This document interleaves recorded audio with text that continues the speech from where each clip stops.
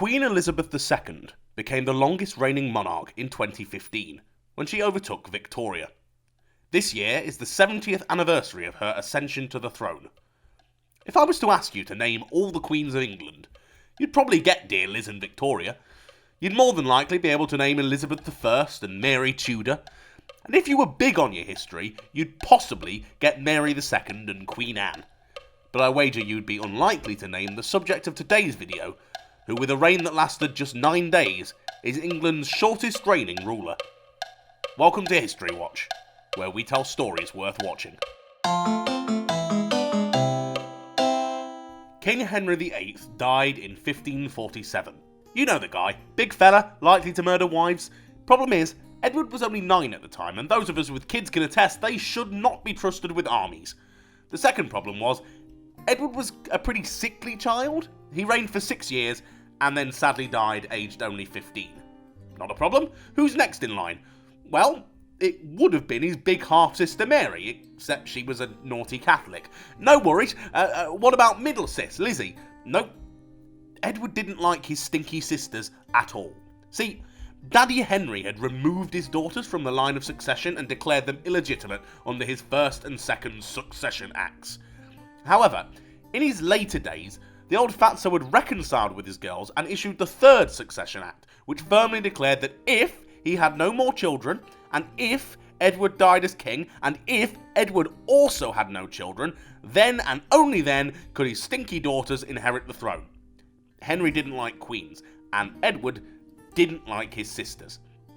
So Edward, knowing his little days were numbered, decided to throw a massive finger at his big sister Mary. See, hedging his bets in case he and his daughters had fallen out again, Daddy Henry had included a get-out clause in his third succession act. It read, that the king should and might give, will, limit, assign, appoint or dispose the said imperial crown and the other premises by letters patent or last will in writing. And that's what Eddie did.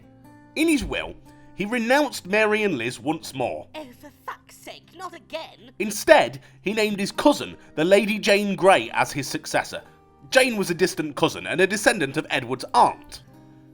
Now would probably be a good time to bring up John Dudley, the Duke of Northumberland. Hello! He was the king's most trusted advisor, Yes, I was. leader of his government, and in essence, given the king's age, the most powerful man in England. That's me. It was more than likely that Edward's decision was guided by him. Well, I suppose. I should probably also mention, he was Jane's father-in-law. Guilty. And so it was, when Edward died on the 6th of July, 1553, that Lady Jane Grey became Queen Jane I. Officially declared queen on the 10th of July, she took up residence in the Tower of London to await her coronation. She, rather interestingly, refused to name her husband, Dudley, a king, opting to make him Duke of Clarence upon her coronation. Meanwhile, her pops-in-law, Northumberland, attempted to capture Mary Tudor, who had already begun rallying support in an effort to claim back the throne she felt was rightfully hers. Though Northumberland marched an army north to attack Mary's forces on the 14th of July, by the 19th of July, the Privy Council, sort of like a small government within a government who supported the monarch, had switched allegiance and declared Mary the true queen.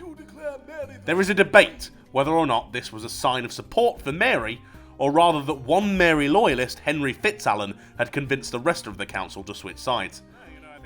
On the 19th of July, Jane was imprisoned in the Tower's jail apartments, and her husband kept separately. Jane's reign was over before it had begun. In September, Parliament declared Mary the rightful successor, and denounced and revoked Jane's proclamation as that of a usurper. To this day, it's a topic of hot debate whether or not Jane should be included in the list of this country's monarchs. I think she should. Poor Jane. It's not her fault Edward thought his sisters were stinky, is it? And that was a story worth watching.